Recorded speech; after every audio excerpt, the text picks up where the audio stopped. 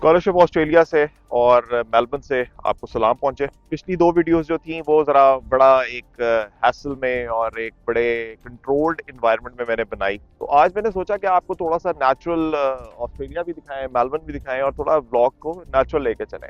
आज का जो टॉपिक है समझ लें ये किसी भी स्कॉलरशिप की जान है। अगर आपने स्कॉलरशिप विन करना है तो इस ब्लॉग को मत मिस कीजिएगा। और जो कंपोनेंट आज हम डिस्कस करेंगे, छोटा सा ब्लॉग होगा, समझ लें वो की टू सक्सेस है, वो रूह है, वो सोल है किसी भी स्कॉलरशिप की। तो आज मैं आपको बताऊंगा कि आपने अपना रिसर्च प्रपोजल कैसे बनाना है। रिसर्च प्रपोजल बेसिकली आपका फर्स्ट इंट्रोडक्शन होता है आपके सुपरवाइजर के साथ, क्योंकि आप बैठे हुए हैं क्वेटा में और आपका सुपरवाइजर बैठा हुआ है मेलबर्न में। तो आपने अपने आप को जो इंट्रोड्यूस कराना है, बेसिकली अपनी स्किल्स को जो इंट्रोड्यूस कराना है, वो अपने रिसर्च प्रपोजल के थ्रू कराना है। यहाँ पर हवा बहुत चलती है जिसकी वजह से अक्सर आंखों में वो टीयर्स या वाटरी हो जाती हैं, तो उस चीज़ को प्लीज़ इग्नोर कीजिएगा। एंड आई होप कि हवा की वजह से ऑडियो जो है वो डिस्टॉर्ट ना हो। अच्छा जी, रिसर्च प्रपोजल बेसिकली आपका एक छोटा सा एक एक स्नैपशॉट कह लें या एक ग्लिम्स कह लें कि आपकी रिसर्च किस तरह की होगी। एक ब्लूप्रिंट है, एक आइडिया है जो आप फ्लोट करते हो अपने सुपरवाइजर के सामने, जो आप पिच करते हो कि मेरी रिसर्च जो है वो इस तरह की होगी, ये मेरे दिमाग में आइडियाज हैं, ये मेरे वो वेज हैं जिससे मैं अपनी रिसर्च को के ऑब्जेक्टिव्स को फुलफिल करूंगा। सबसे पहली चीज जो रिसर्च प्रपोजल की होती है वो होता है उसका इंट्रोडक्शन। इंट्रोडक्शन के अंदर फॉर एग्जांपल आप पाकिस्तान इंडिया रिलेशनशिप है, ये आपका थीसिस टॉपिक है फॉर एग्जांपल। तो आपने स्टार्ट करना है जी कि Pakistan and India shares common rivalry since 1947, ब्ला ब्ला ब्ला ब्ला। कितनी जंगें हुई, क्या कुछ हुआ, कितने मुआहदे हुए, कौन सी जंग हम क्लेम करते हैं जीते, कौन सी जंग वो क्लेम करते हैं कि जीते, कारगिल 65 71, ये रिसेंट जो भी हुआ, बालाकोट स्ट्राइक, पहलगाम, सारा कुछ करके उसके बाद आपने जब इंट्रोडक्शन अपना बता दिया टॉपिक का, उसके बाद आपने उसी इंट्रोडक्शन के अंदर ही अपनी चैप्टराइजेशन, अपना स्ट्रक्चर ऑफ थीसिस जो है वो भी एक्सप्लेन कर देना है। Chapter 1 will discuss this this this this, chapter 2 will discuss this this this this, 3 4 5 जितने आपके चैप्टर्स हैं आपने वो उसी के अंदर एक्सप्लेन कर देने हैं। उसके बाद आ जाता है आपका aims and objectives of the study. याद रखिएगा, aims and objectives of the study ही में से आपने अपने रिसर्च क्वेश्चंस निकालने होते हैं। पहला एम है जी to determine the rivalry of US Pakistan China, या to determine the causes, the reasons of the rivalry between Pakistan and India. Research question क्या होगा?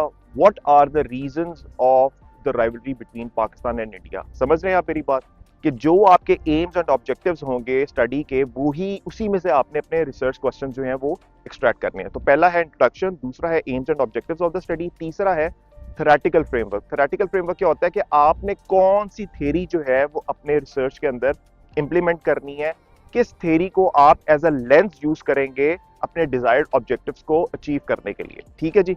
रिसर्च कंपोनेंट आपका इंट्रोडक्शन हो गया, आपका एम्स एंड ऑब्जेक्टिव्स हो गया, आपका थेरेटिकल फ्रेमवर्क हो गया। उसके बाद आ जाता है आपका लिटरेचर रिव्यू। लिटरेचर रिव्यू में आपने मैक्सिमम मैक्सिमम मैक्सिमम 4 से 5 रेफरेंसेस दे के जरा थोड़ा सा एलैबोरेट कर देना, क्योंकि ये थीसिस नहीं है, ये सिर्फ एक रिसर्च प्रपोजल है। आपने मैक्सिमम 7 से 8 पेजेस में अपना रिसर्च प्रपोजल फिनिश करना होता है। तो 3 से 4 रेफरेंसेस देके आपने अपना लिटरेचर रिव्यू एक्सप्लेन कर देना है। उसके बाद आ जाता है आपका रिसर्च डिजाइन, कि आप क्वालिटेटिव रिसर्च कर रहे हैं या क्वांटिटेटिव कर रहे हैं। अगर क्वालिटेटिव कर रहे हैं तो आपने क्वालिटेटिव की डेफिनेशन से स्टार्ट करना है। क्वालिटेटिव क्या होता है जी? कि ये डिस्क्रिप्टिव इन नेचर होती है और इसमें आप डिस्कोर्स एनालिसिस करते हो, कंटेंट एनालिसिस करते हो। क्वांटिटेटिव है तो आपने बताना है जी डेफिनेशन क्या है, कि ये मैथमेटिकल एक स्टैटिस्टिकल इंस्ट्रूमेंट है जिससे आप मैथमेटिकल कैलकुलेशंस को सॉर्ट करते हो। उसके बाद आ जाता है आपका कंक्लूजन।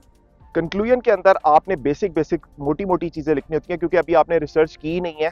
तो आपने सिर्फ और सिर्फ कंक्लूजन में सिर्फ लिखना है कि जी my thesis will going to have this findings, और मैक्सिमम 5 से 6 लाइंस के अंदर आपने अपना कंक्लूजन जो है वो एंड कर देना है। रिसर्च प्रपोजल को जितना रॉ रखेंगे उतना आपके लिए बेहतर होगा।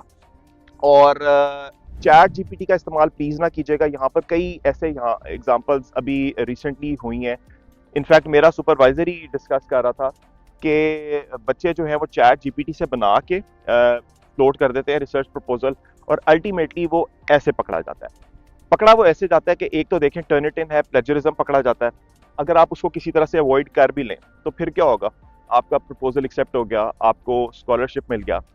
सुपरवाइजर के साथ जब आपकी फर्स्ट मीटिंग होगी, चाहे वो ऑनलाइन हो चाहे वो फिजिकल उसमें हो, इन्वायरमेंट में हो, आपसे जब वो बातचीत स्टार्ट करेगा तो आप शुरू के 5 मिनट में उसको पता लग जाएगा कि इसकी वर्डिंग्स, इसका इसका जो दिमाग में जो इसके आइडियाज थे और जो इसने पेन डाउन किए हैं, जो लिखे हैं, उनमें ज़मीन आसमान का फ़र्क है।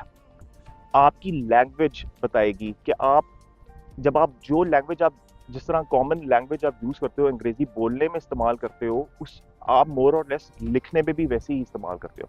अब चैट जीपीटी ने आपकी एकेडमिक राइटिंग को इतना बूस्ट दे देना है, और जब आप बोल रहे होगे उसमें साफ पता लग रहा होगा कि ये इसमें जो है ठीक ठाक चोरी हुई हुई है। तो आई वुड सजेस्ट यू कि अपने रिसर्च प्रपोजल को जितना आप नॉर्मल रख सकते हैं, जितना रॉ रख सकते हैं, जितना प्योर रख सकते हैं, उतना रखिएगा। प्लीज चैट जीपीटी का इस्तेमाल ना कीजिएगा। चैट जीपीटी का इस्तेमाल कभी आप कोई चीज आपको समझ ना आ रही हो, आप इंस्टेंट कोई सोल्यूशन चाह रहे हो, उसके लिए रखें। अगर आप इस तरह प्रपोजल्स अपने पूरे पूरे बनाना शुरू कर देंगे चैट जीपीटी से, तो अल्टीमेटली आप कहीं ना कहीं जो है वो पकड़े जाएंगे। यहाँ पर बेसिकली हर साल में बाद आपका एक माइलस्टोन प्रेजेंटेशन होती है एक पैनल के सामने, और वो माइलस्टोन प्रेजेंटेशन को पास करना जरूरी है। तो अगर आप चैट जीपीटी कॉन्स्टेंटली यूज कर रहे होंगे तो अल्टीमेटली उस पैनल के सामने आप अपने अपने केस को, अपने थीसिस को उस तरह रिप्रेजेंट नहीं कर सकोगे। आपकी वो स्ट्रॉन्ग पुटिंग नहीं होगी, आपको अपने सब्जेक्ट पे वो कमांड नहीं होगी जो कि होनी चाहिए। तो आई वुड सजेस्ट यू कि चैट जीपीटी का इस्तेमाल मत कीजिएगा। Keep it simple, keep it raw. उन्हें भी पता है कि हमारी फर्स्ट लैंग्वेज इंग्लिश नहीं है, they know it very well. तो वो आपको इस चीज़ का लीवे देते हैं, आपको इस चीज़ का मार्जिन देते हैं। आइडिया क्या आप पिच कर रहे हो, आइडिया क्या आप फ्लोट कर रहे हो, उस चीज़ पे आपको स्कॉलरशिप मिलता है।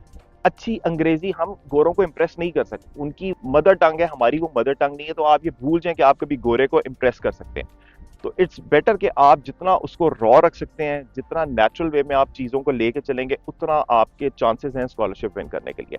अगली वीडियो में मैं आपको कुछ सक्सेस स्टोरीज जो यहाँ पर हैं, किस तरह कुछ लोगों से मिलवाऊंगा पीएचडी स्कॉलर से जिन्होंने स्कॉलरशिप कैसे विन किया, ताकि आपको भी मोटिवेशन आए और कंसिस्टेंटली आप एक राइट डायरेक्शन में मेहनत करते रहें। अल्लाह ताला आपका हामी और नासिर हो। मुलाकात अगले वीलॉग में। Thank you so very much. अस्सलाम वालेकुम।